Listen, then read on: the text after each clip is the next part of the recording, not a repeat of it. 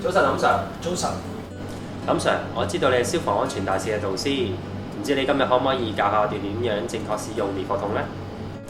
其實滅火筒有分好多種類嘅，例如二氧化碳式滅火筒啦、水式滅火筒、乾粉滅火筒同埋泡沫式滅火筒。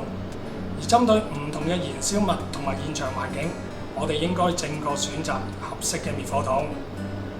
如果使用唔適當嘅滅火器具咧，可能會造成火勢加劇啦，甚至到使用者造成傷害嘅。咦，其實我都學過點樣使用水式滅火筒，但係同乾粉式滅火筒使用方法有冇唔同㗎？其實大部分嘅使用方法咧都大同小異嘅，而乾粉滅火筒咧就適合撲滅大多數嘅火警，例如燃燒中嘅紙張啦、紡織品、木材、易燃液體同埋電器設備等等。但係咧使用時咧就要注意，噴出嘅乾粉咧會減低能見度，令到難以辨別方向嘅。所以喺使用滅火筒之前咧，就應該先計劃好安全逃生路線。不如接住落嚟，我就示範一下點樣用乾粉滅火筒啦。要使用滅火筒滅火前，應先評估火勢及確保自身安全。拔出安全鎖針，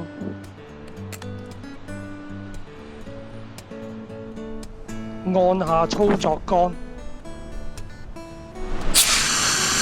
噴向火源底部，直至火勢完全熄滅。係喎，林 Sir，如果支滅火筒未用完，可唔可以留翻下次使用啊？梗唔得啦！滅火筒應該喺每次使用之後咧，立即通知註冊消防承辦商補充翻，先至可以再次使用嘅。咦，如果我發現控制唔到個火勢，我應該要點做啊？如果控制唔到個火勢，咁就應該第一時間逃生去安全地點，打999報警，將現場交翻俾到場嘅消防人員處理㗎啦。明白晒啦。今日真係唔該晒你啊，林 Sir。唔使客氣。